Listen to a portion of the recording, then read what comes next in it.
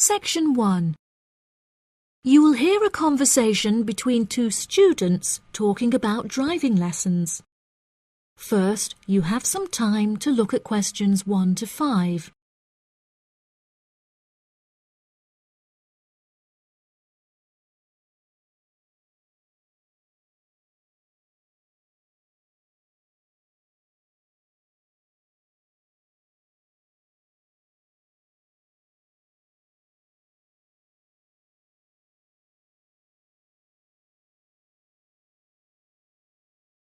You will see that there is an example that has been done for you. On this occasion only, the conversation relating to this will be played first. Hi, Zach. I heard you passed your driving test. Congratulations. Thanks, Olivia. I passed just last week. It feels great to be independent and driving on my own. I really want to take driving lessons, but I haven't been able to find a driving school that will give lessons during the weekends, so that I don't have to miss any classes at college. The woman wants to take driving lessons during the weekends, so weekends has been written in the space. Now we shall begin. You should answer the questions as you listen, because you will not hear the recording a second time. Listen carefully and answer questions 1 to 5. Hi, Zach. I heard you passed your driving test. Congratulations. Thanks, Olivia. I passed just last week. It feels great to be independent and driving on my own. I really want to take driving lessons, but I haven't been able to find a driving school that will give lessons during the weekends, so that I don't have to miss any classes at college. The driving school that I used was brilliant and really flexible with their teaching hours. It's really close to the school. The address is 67 Kings Road. That's 67 King''S Road. Oh, that's perfect. I don't like the idea of driving around busy streets. Did your teacher make you drive in urban areas, or did he mainly teach you on roads in the countryside? My teacher said that I had to learn on both in order to become a good and experienced driver. We would start in the city centre and then drive north above the city. He sounds like a good teacher. Would you mind giving me his contact details so I can ask him for lessons? Of course. My mother's friend Daniel Smith referred me to him. His name is Alan Sutcliffe. Could you spell the surname, please?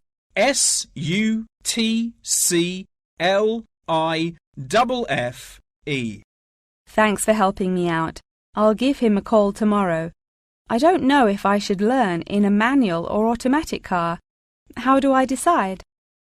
I wasn't sure which type of car to learn in either. In the end, I chose to learn in a manual car because once you've learnt how to drive manually, you can drive automatic as well. Most cars on the road are automatic nowadays. OK, I think I'll learn with a manual car too then. Hopefully the teacher will be able to give me lessons in the evenings after school. It would be much better if you take the lessons during the day. It will be far easier for you to learn when there is enough daylight to clearly see everything going on around you. But you need to be an experienced driver to drive safely at night.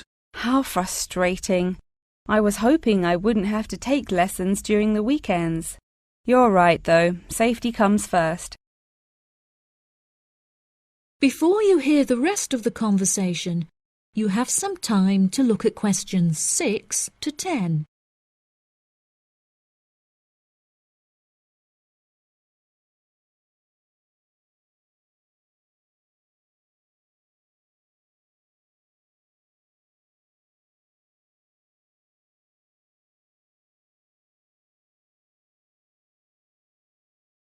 Now listen and answer questions 6 to 10.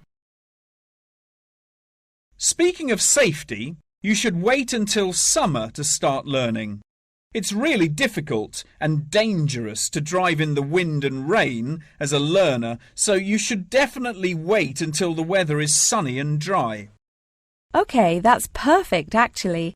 It will give me some time to save up some money to pay for the lessons. Tell me about it. I had to work for months before I had enough money saved up. It was worth all the work when I finally got my driving licence, though. The whole process is so expensive. How much did it cost you in the end? Well, each half-hour lesson cost $30, and then the final test cost $50. In total, it cost me about $300. Gosh, it's pretty expensive. How did you find the test? Was it really difficult? No, it wasn't too bad, and the man was really calm and friendly. I knew that I would have to perform 2 parking manoeuvres during the test, so I practiced them a lot beforehand, and that really helped. The test used to last 40 minutes, but it changed a bit. For the first 20 minutes of the test, he gave me directions, and I had to just drive around, and then the last 10 minutes was for demonstrating the manoeuvres. So the test is 30 minutes in total. Okay, great. I'll remember that. Do you have any more advice? It's really good to practice driving a lot outside of driving lessons as well. Whenever my parents were running errands on the weekends, I would offer to drive them. My driving teacher also told me to buy a notebook to write down everything that I've learnt in it, like a diary. Haha, that sounds boring, but I'll do it if it helps. I found it really useful. Before my test, I read through everything I had written down, and it reminded me of a lot of things that I had forgotten about. It's really helpful for the theory test as well, because there's so much information to remember for it. That's great, Zach. Thanks for your help. No problem. See you at school. Bye. That is the end of section 1. You now have half a minute to check your answers.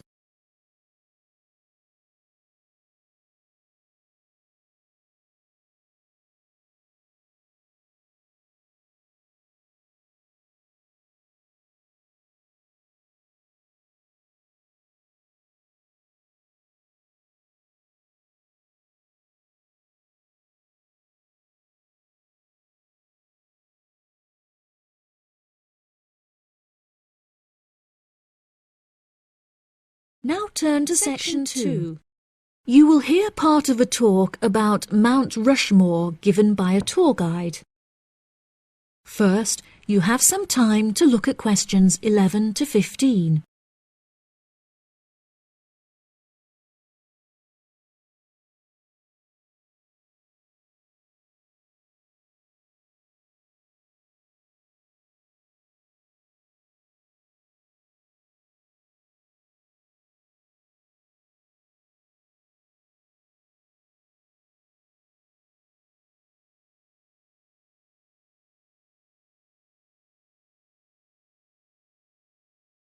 Now listen carefully and answer questions 11 to 15. Good morning, everybody, and welcome to Mount Rushmore. To start your visit, I'm just going to give you a brief account of the history of the memorial before letting you roam about on your own. I won't keep you long, okay? Mount Rushmore is South Dakota's top tourist attraction and features the heads of 4 United States presidents: George Washington, Thomas Jefferson, Theodore Roosevelt, and Abraham Lincoln. Each head is 18 meters tall, which is taller than the heights of 11 people combined. The sculptor initially wanted to depict the presidents from head to waist, but due to a lack of funding, the construction had to stop before this vision could be realized. In total, it cost the government $1 million to sculpt the heads at Mount Rushmore. Before the construction of the presidents' heads, the mountain was just bare rock and forest, attracting only a few hikers a year. The new carving at Mount Rushmore has become an iconic symbol of presidential greatness and has appeared in works of fiction and other popular works. The sculpture has also worked perfectly as a way to develop tourism, which was its intended purpose, and now attracts over 2 million people a year. The original plan was to carve the president's faces into the granite pillars known as the Needles.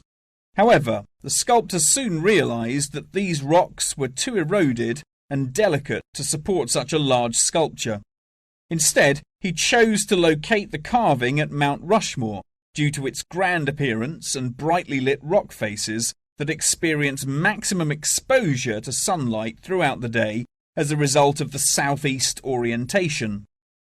Upon seeing Mount Rushmore, the sculptor declared, "America will march along that skyline." The name of Mount Rushmore also has an interesting history. The location was originally known as the Six Grandfathers. However, during an expedition in 1885, the mountain was renamed after Charles E. Rushmore, a prominent New York lawyer who joked that his annual treks to the mountain had earned him the right to have it named after him. 40 years after the mountain was renamed, Charles E. Rushmore donated $5,000 towards the sculpting of the president's heads, the largest single contribution. In 1927, the construction work started and 7 years later was complete with no fatalities. So that's the history for you. If you'd like any more information, please feel free to ask me questions, or you can soak up the information from our fantastic guidebook. Before you hear the rest of the talk, you have some time to look at questions 16 to 20.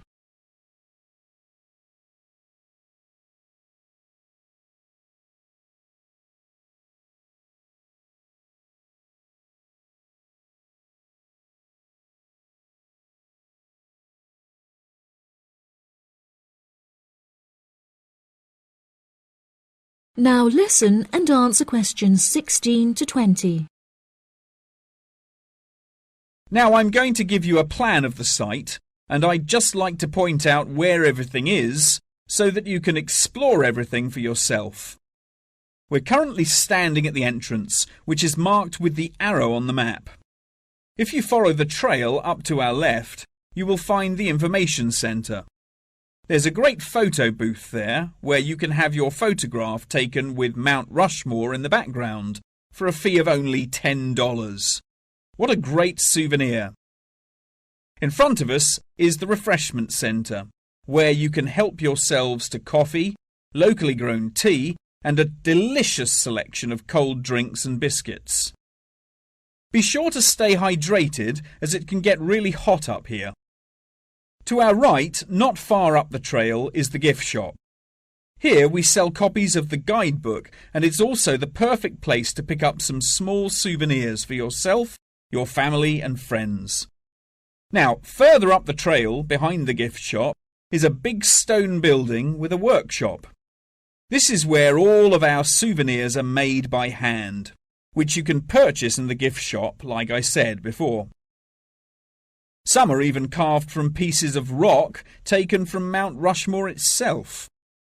If you carry on walking up the trail past the workshop, you'll find our state-of-the-art visitor centre, where you can find maps of the walking trails here at Mount Rushmore.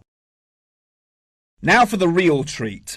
After you have walked past the visitor centre, you can follow the trail up to the left, which will take you to our wooden shelter. From here you will have the best view of Mount Rushmore that there is, an experience not be forgotten. Right, if anyone wants a guided tour, then I'm starting at the information centre. If you'd like to follow me, this way please. That is the end of section 2. You now have half a minute to check your answers.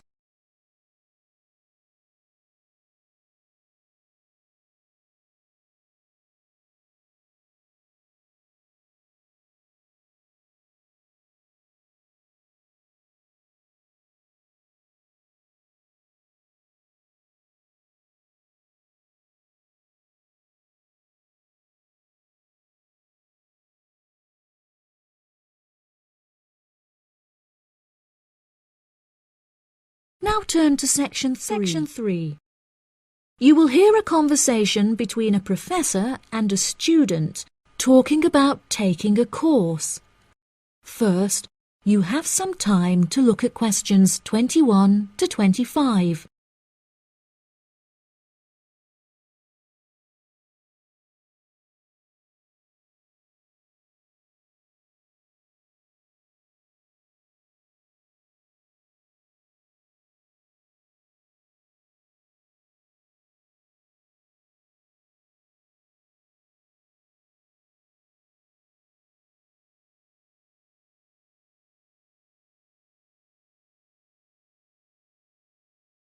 Now listen carefully and answer questions 21 to 25.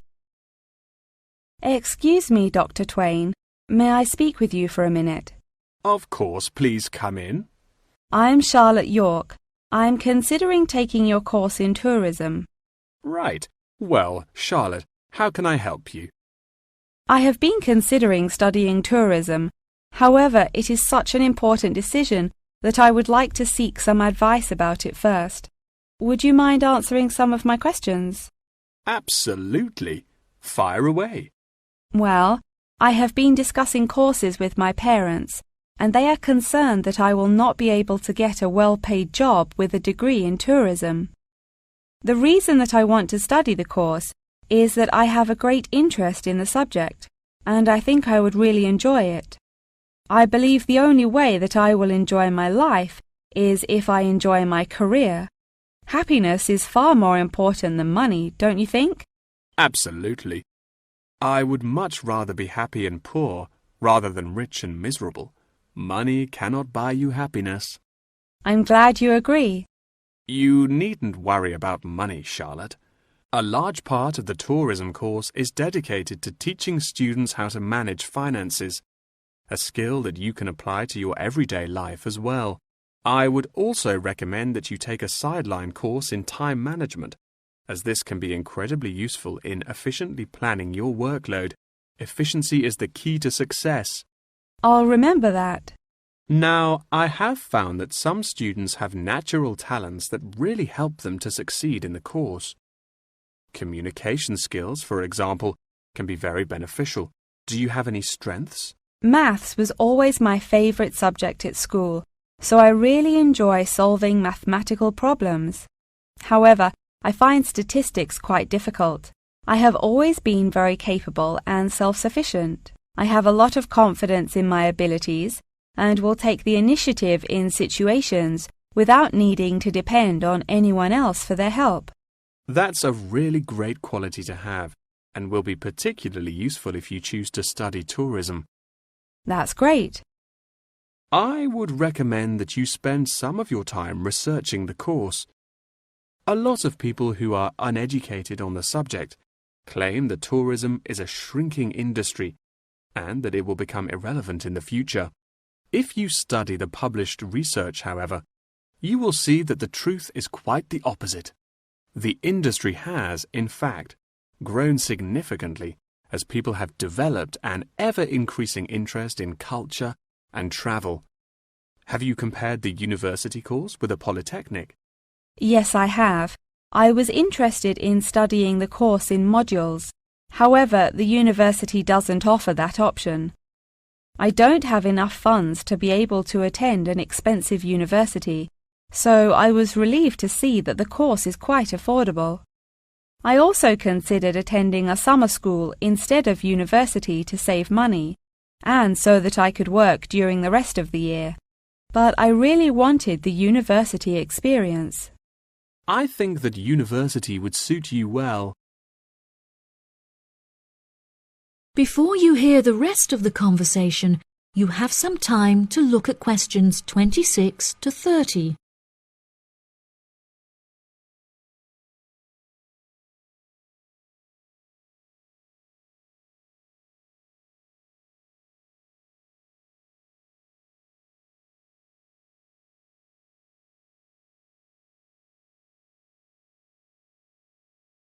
Now listen and answer questions 26 to 30. Now, what about the courses? Are you interested in any of the other subjects on offer? I have looked at a few. I was interested in travel and business as it sounds similar to tourism. That is really worth learning. However, be aware that it is difficult and will demand a lot of your time. Okay, that's good to know. You might find that Japanese is an interesting course and it will teach you valuable skills in speaking the language. Personally, it's not bad and could be of some help, but not that much. Okay, Japanese. Got that. What about medical care? Well, if you have time, the course will teach you a lot about curing diseases and illnesses or dealing with injuries outside, although it's not essential. So, okay, if it's useful, I'll take it. If you enjoy using technology and are worried about fulfilling the entry requirements, computing is very relaxed about the skills that applicants must possess. I'm terrible with computers, so I'm not sure that I would enjoy that course. How about public relations? Yes, I would recommend that course. It would be related to entering the tourism industry, as it will educate you on how to approach clients and develop associations with them. That's great. Thank you so much for your help. That is the end of section 3. You now have half a minute to check your answers.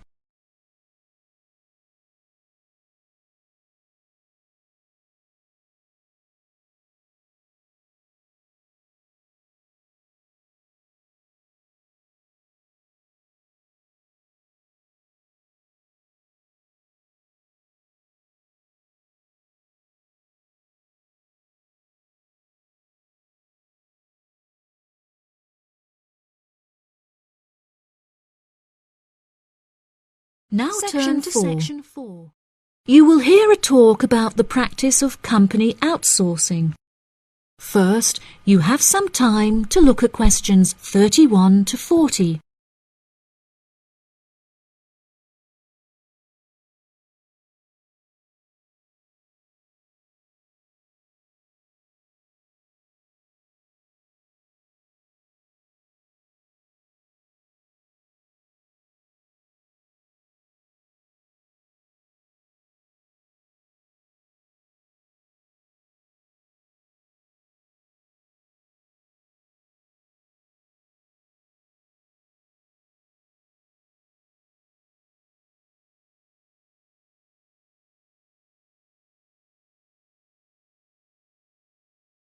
Now listen carefully and answer questions 31 to 40. Welcome, class, to your very first lecture in this series on business in the modern world, conducted by myself, Dr. Toby Bennett. Today, we will be looking into the practice of company outsourcing, using TCP technologies as a case study. Now, for those of you who are unfamiliar with this practice, I will give you a summative definition. Company outsourcing involves the contracting of various business activities by one company to another.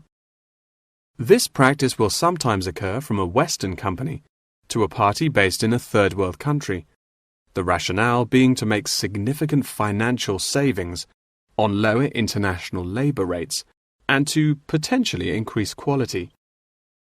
Now, our case study for today is TCP Technologies, a party located in India that receives outsourced tasks from Western companies. The manager of TCP Technologies is a man called Manjeet Khanna, who has personally developed a series of aims and philosophies by which the company is expected to operate. He claims that the most important of these philosophies is to create a workplace where each individual member has the opportunity to contribute their opinion to the operations of the company. That is to say that he found it important to develop a democratic environment. As a means of ensuring quality from every individual at TCP Technologies, a grading system has been developed that encourages an ethos of hard work and recognizes accomplishment.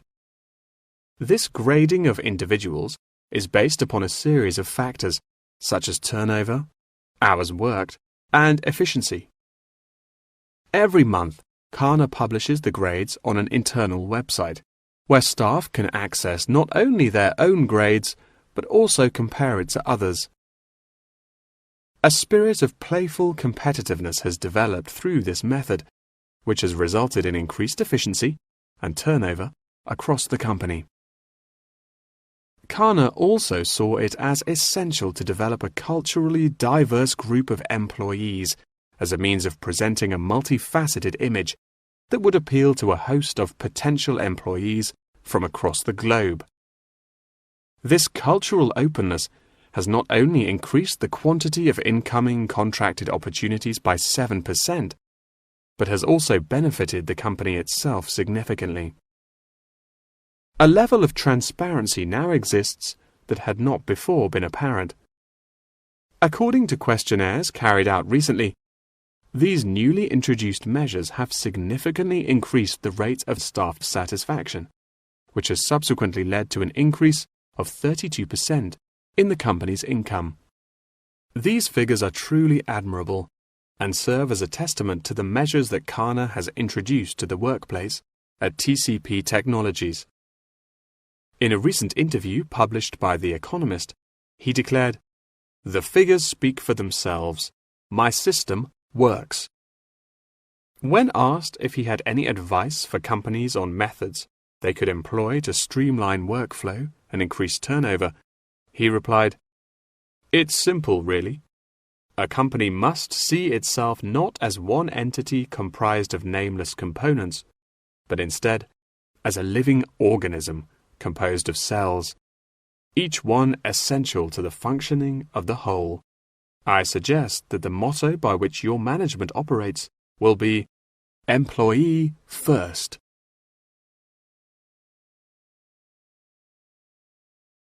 Many benefits have been reaped from the aforementioned changes in management style, such as a significant decrease in staff turnover.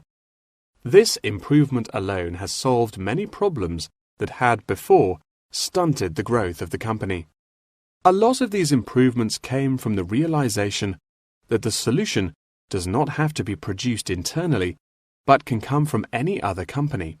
The grading system also immeasurably enhanced the dynamics of the company. The fact that this measuring system is solely produced for staff members and inaccessible by management means that it cannot be used as a judging criterion for promotion. It has proven itself a relaxed and informal means of stimulating workflow. When asked about specific features of his managing style, Kana mentioned that it is important for him to respond personally to any complaints filed by staff members. Having found the existing complaints process slow and ineffective, he introduced a new online system that created a direct line of communication between Kana and all employees of the company. The complaint form, dubbed by Kana as a ticket, eradicates the middleman, is easily accessible to all employees online, and has an interface that can be instinctively navigated. Any staff-related complaint, such as those relating to air conditioning and food quality, can be submitted directly to Kana via this online system. Entitlement to vacation is also a popular issue discussed through this forum. The main benefit of using this system is that staff must include their personal details on the ticket before they are able to submit it. In the past, anonymous complaints had been the root of much confusion and caused many wasted work hours, so the new system has put a ban on this form of complaint. That wraps up the lecture for today. Please remember that attendance is mandatory. That is the end of section 4. You now have half a minute to check your answers.